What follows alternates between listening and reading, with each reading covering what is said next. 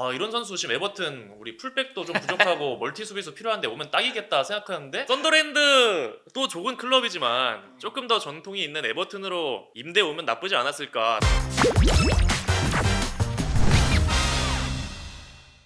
오늘은 썬더랜드 이야기를 해보려고 합니다. 죽어도 썬더랜드 다들 보셨나요, 위원님들? 저도 보다가 시즌 2 중반쯤에 하차를 했어요. 왜냐면 마음이 아파서 못 보겠더라고요. 예, 이게 썬더랜드가 너무 진짜로 찍어가지고 보통 저도 다큐멘터리 몇 개를 봤거든요. 근데 몇 개 다큐멘터리는 솔직히 말하면 약간 좀 주작 느낌이 좀 있었어요. 근데 썬더랜드가 너무 진심으로 찍어가지고 그 하브리그의 그 아픔이 너무 느껴지는 거예요. 그래서 중간에 저는 하차를 했던 그 기억이 있습니다. 저는 너무 길어가지고 제가 또 쇼츠충이거든요. 네, 그래가지고 제가 엄두가 안 나가지고 저는 아직까진 보지 못했습니다. 짧은 그냥 단편 다큐멘터리 이런 거는 축구 다큐멘터리 뭐 아넬카 이런 거는 다 챙겨 보는데 근데 정말 긴 시즌 1, 2, 3, 4 이런 거는 엄두가 안 나더라고요. 요즘 그 요약본도 있어요. 근데 요약본으로는 결말 포함.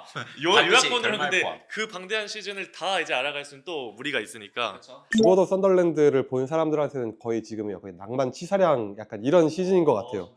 승격을 간신히 했잖아요. 간신히 했는데 지금 현재 순위가 4위야. 이게 왜 이런 건지 좀 알고 싶어가지고 두 위원님들의 이야기를 좀 듣고 싶어서 모셨습니다. 공교롭게도 썬더랜드가 이번 시즌에 이미 맨유랑 에버튼 상대로 했었어요. 에버튼 상대했을 때 느낌이 어땠습니까? 에버튼 상대했을 때 전반전만 하더라도 썬더랜드가 특히 그 모예스 감독이랑 전적이 되게 안 좋아요. 모예스 감독이 썬더랜드 상대로 에버튼 1기 때 만났다면 거의 다 이겼거든요. 이번에도 쉽게 가는구나 싶은 전반전 흐름이었어요. 실제로 전반전 경기력 나쁘지 않았고 후반전은 실점하고 계속 뻥축구만 하다가 그러고 끝났습니다. 그 썬더랜드가 보통 이제 로우 블록 수비 내려앉는 수비를 되게 잘해요. 촘촘하게 간격 유지하면서 상대 공격을 측면으로 이제 강제시키는 그런 수비를 되게 잘하는데 나가서 압박할 때는 위에서 압박도 되게 잘하거든요. 역압박 눌러주면서 상대가 좀 빠르게 못 나가게. 에버튼이 그거에 후반전 45분 내내 당하면서 진짜 그러다가 그냥 끝났습니다. 그만큼 썬더랜드 압박이 좀 에버튼이 많이 힘겨웠었던 경기였어요. 저는 개인적으로 뭘 느꼈었냐면 7라운드가 맨유전이었거든요. 전반 37분에 르브리스 감독이 이제 교체를 해요. 아딩그라를 빼고 이제 말라드를 집어넣거든요. 근데 그러면서 백4에서 백3로 전환을 합니다. 이게 저는 어떻게 보면 썬더랜드 이번 시즌에 좀 변화를 만들어냈던 가장 큰 부분이었다고 생각을 하거든요. 이 경기에서 백3를 쓰면서 어떻게 보면 르브리스 감독이 프리미어리그에서 생존하는 그 방법을 어떻게 보면 좀 찾았던 그 경기가 아닌가 싶었어요. 그래서 경기 중간에도 이렇게 좀 변화를 만들어낼 수 있는 감독이구나 이 감독이라는 거를 좀 되게 인상 깊게 봤었던 저는 그 썬더랜드 전이었습니다. 중간에 변화 못 주는 감독 갖고 계시잖아요. 절대 안 주죠. 절대 안 주는 감독. 요새는 그래도 좀 주지 않나요? 그러니까 그 디테일적인 부분들 정말 디테일. 그래서 저는 이제 썬더랜드 경기를 저도 이제 막 찾아보면서 느꼈던 게 흰빨 유니폼 입은 팀들은 다 이런가? 약간 그 예전에 스토크시티, 소튼 약간 이런 향수를 막 되게 느끼게 되더라고요. 올해 썬더랜드를 보면서. 그래서 이 팀의 올해 특징 좀 얘기해 주시면 좋을 것 같아요. 실제로 썬더랜드도 롱볼 기반이에요. 지금 리그에서 롱패스 사용 빈도가 거의 가장 높은 팀이고 실제로 그런 시도 이후에 경합 승률도 지금 리그에서 한 1, 2, 3위 안에 드는 그런 팀이기도 하고요. 그리고 썬더랜드가 보면은 단순히 롱볼만 하지 않고 나름대로 또 어떻게 경기를 풀어나갈 건지에 대한 컨셉이 되게 명확한 것 같아요. 최근에 보면은 초반에는 포백을 활용했다가 지금 이제 5백으로 이제 계속 3백 시스템을 활용하고 있는데 보면은 여기서도 빌드업 할 때 르브리스 감독이 가장 강조하는 게 좌우 메잘라 미드필더들의 측면 공격 같이 관여하는 부분인데 지금 3-4-3 포메이션을 쓰거든요.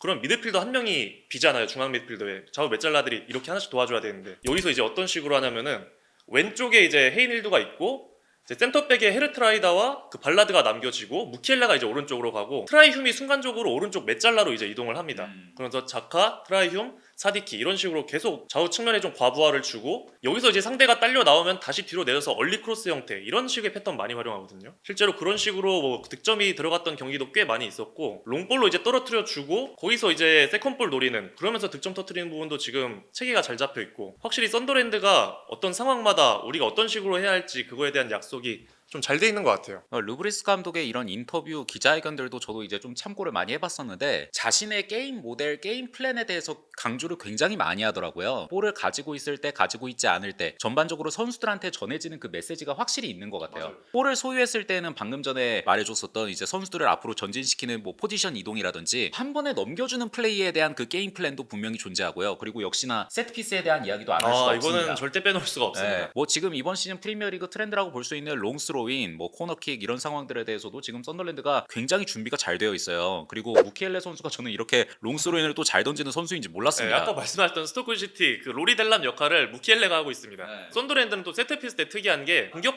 지형에서 상대 공격수가 공격자 파울을 하잖아요. 그러니까 썬더랜드의 수비 지역, 그냥 본인들의 박스 앞에 여기서 이제 파울이 나왔을 때는 보통 세트피스를 활용하지 않고 그냥 다시 이제 만들고 시작하고 그러는데 썬더랜드는 그것부터 세트피스의 시작입니다. 본인들 지역에서 프리킥 얻어내도 발라드 박스까지 올라가고 거기서 이제 또 패턴 시도하거든요. 그게 또 실제로 득점으로 연결된 경우도 이번 시즌 몇 개가 있었어가지고 이 팀한테는 그냥 어떤 지역에서든 이 세트피스를 내주면 안 된다. 이게 지금까지는 확실하게 좀 자리 잡혀 있어요. 그러니까 참 신기해요. 이 팀이 이번 시즌에 영입도 굉장히 많이 했잖아요. 근데 그 영입이 다 진짜 성공적이었어요. 네, 굉장히 성공적인 영입들이고 프리미어리그 이번에 기록을 썼어요. 승격 팀들 중에 가장 많은 지출을 한 그 팀이 되었는데 이렇게 많은 선수들을 영입을 했음에도 불구하고 그 팀의 좀 결속력이 느껴져요. 확실히 이 부분에 대해서는 그 르브리스 감독에 대해서 좀 공을 돌려야 되지 않을까도 생각하기도 하는데 선수들이 특히 세트피스 때 몸을 진짜 아끼질 않습니다. 그냥 던져버려요. 그 아스날전에 이제 대표적으로 또 마지막 순간에 볼 수가 있었지만 말라드 같은 경우는 지금 몸을 진짜 아끼지 않는 선수고요. 그리고 뭐 후반전에 그 조커로 투입되는 무로비 선수도 지금 굉장히 좋은 활약을 또 세트피스에서 또 보여주고 있습니다. 특히 발라드 선수가 세트피스에서 거의 가장 핵심 포인터가 되고 있는데 이 선수도 아스날 출신이죠. 그렇죠. 아스날 출신 선수들이 확실히 세트피스에 뭐가 있는 것 같아요. 네. 이 선수가 보면 지난 시즌 습격할 때도 플레이오프 준결승이었나? 거기서도 막판에 골 넣어가지고 썬더랜드 막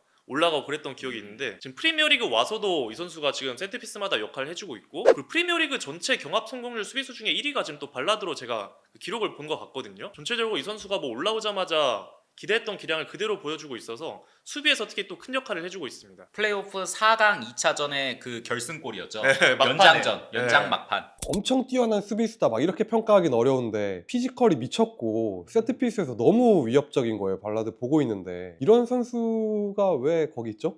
약간 이런 느낌인데 그 몇몇 선수들이 있어요. 지금 썬더랜드에. 발라드 같은 경우는 근데 또 프리미어리그가 지금 세트피스 쪽으로 트렌드가 맞춰진 이 부분에 좀 혜택을 많이 보는 것 같고요. 그라니트 자카 영입이 진짜 놀라웠던 것 같아요. 이번 시즌 썬더랜드 여름 이적 시장에서는. 자카는 뭐 거의 지금 썬더랜드 그냥 모든 선수단 통틀어서 가장 핵심 선수 한 명 꼽으라면 무조건 자카고 그리고 자카뿐만 아니고 그냥 썬더랜드 지금 합류한 모든 선수들이 진짜 누구 하나 빼놓을 게 없어요. 후방에서 빌드업 할 때는 제가 이 선수 개인적으로 에버튼 입중계 할 때도 많이 언급하는 선수인데 헤르트라우이다 최근에 주전으로 많이 나오고 있거든요. 이 선수가 어떤 선수냐면 그 페에노르트에서 아르네 슬롯 한참 주가 높았을 때 그때 아르네 슬롯의 페르소나가 이 헤르트라이다였습니다. 선수가 뭐 센터백으로도 나오고 풀백으로 나오면서 중앙에 미드필더로 인버티드로 들어가기도 하고 아니면 막 진짜 둠프리스처럼 상대 박스까지 막 전진해서 막 골도 넣고 그냥 모든 역할을 다 하는 선수거든요. 발밑도 좋고 빌드업도 좋은 선수라서 이 선수가 생각보다 라이프치히에서 잘 안 풀렸길래 이런 선수 지금 에버튼 우리 풀백도 좀 부족하고 멀티 수비수 필요한데 오면 딱이겠다 생각하는데 썬더랜드도 좋은 클럽이지만 조금 더 전통이 있는 에버튼으로 임대 오면 나쁘지 않았을까. 딱 어차피 우리 수비 포지션도 부족하고 오면은 그냥 그런 생각이 좀 들 정도로 헤르트라이다가 지금 후방에서 발라드에게 좀 아쉬운 그런 빌드업적인 역할 잘해주고 있고 무키엘레도 뭐 수비에서 경합이라든가 롱스로인 이런 거 너무 잘해주고 있고 그리고 자카 외에 뭐 사디키도 지금 꼭 제가 볼 땐 얘기해야 되는 선수 중 한 명이거든요. 그렇죠.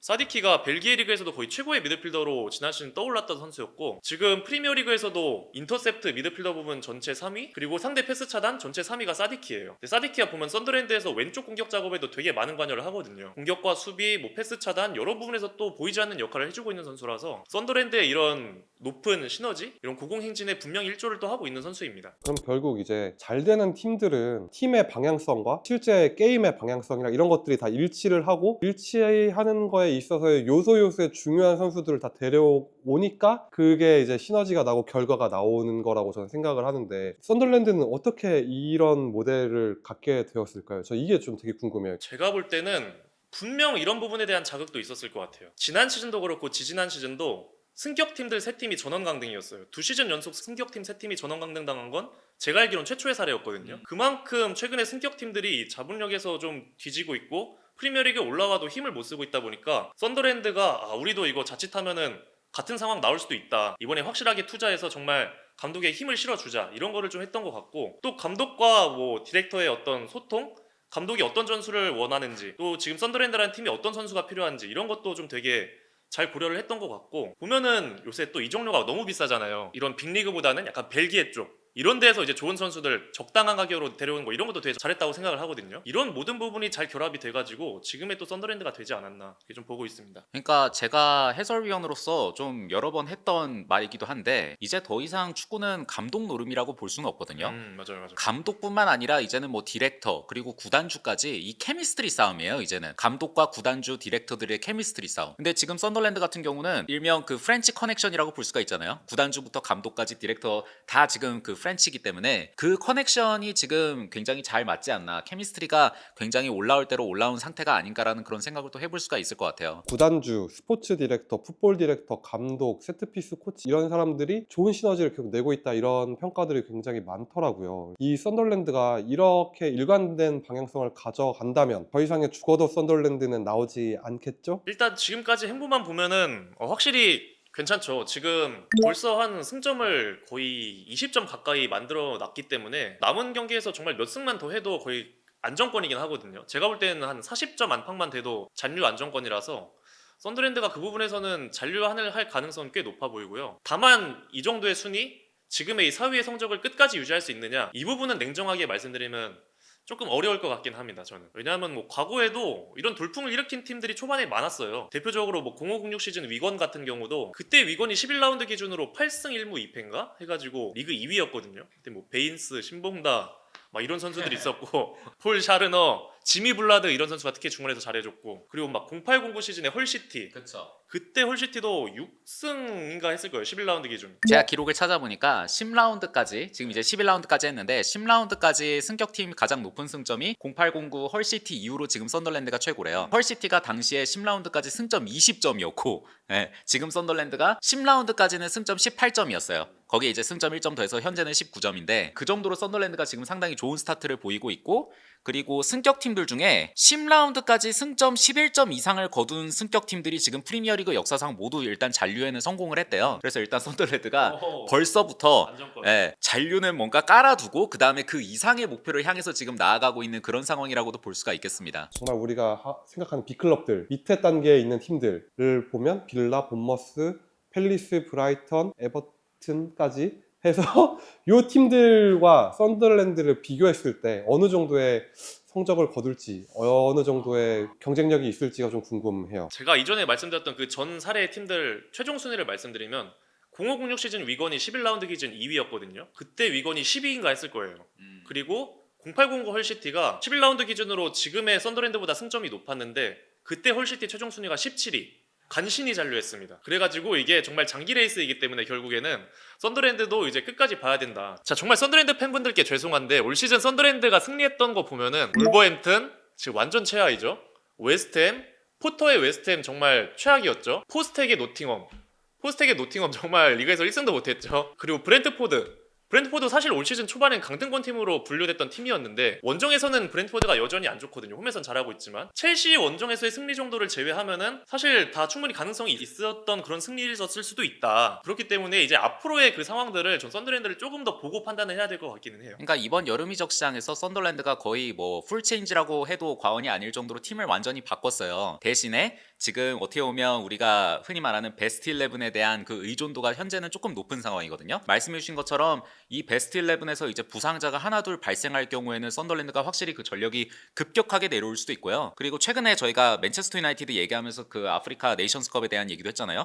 여기도 네이션스컵 좀 많이 걸려 있습니다. 이번에 새롭게 영입한 선수들 중에 맞아요. 아프리카 출신의 선수들이 꽤 많아요. 지금 뭐 최근에는 나오고 있지는 않지만 미드필더의 디아라 선수라든지 사디키 선수 역시 콩고 지금 대표팀입니다. 그리고 뭐 아딩그라, 베르트랑 트라오레 이런 선수들 다 지금 아프리카 출신들이기 때문에 네이션스컵 때 이 팀도 역시 조금 출혈이 있을 가능성이 좀 있어요. 전술적으로 좀 더 지켜봐야 될 포인트나 이런 것들도 있을까요? 혹시 썬더랜드? 일단은 썬더랜드가 지금 잘하는 게 로우 블록 수비, 제가 아까에도 초반에 말씀드렸는데 내려앉아서 5-4-1 형태의 로우 블록 수비를 되게 잘해요. 간격을 촘촘하게 좁혀서 유지하고 상대 공격을 이제 측면으로 좀 강제시키는, 그러면서 상대가 크로스 플레이를 좀 하게끔 그런 플레이를 되게 강제를 잘 시키는데, 그거를 이제 썬더랜드가 어느 정도 예측이 가능하죠. 측면으로 강제시키면 크로스를 올릴 수밖에 없으니까 오케이 올려, 우리는 크로스 플레이는 우리가 이미 미리 대비하고 예측하고 수비할 거야, 이런 식의 어떤 수비 방법을 활용하고 있는데, 사실 지금 썬더랜드가 수비 지표를 보면 지금 리그에서 뭐 걷어내기, 클리어링 이런 게 지금 거의 가장 높은 팀 중에 하나예요. 그 말은 수비를 잘하고 있기도 하지만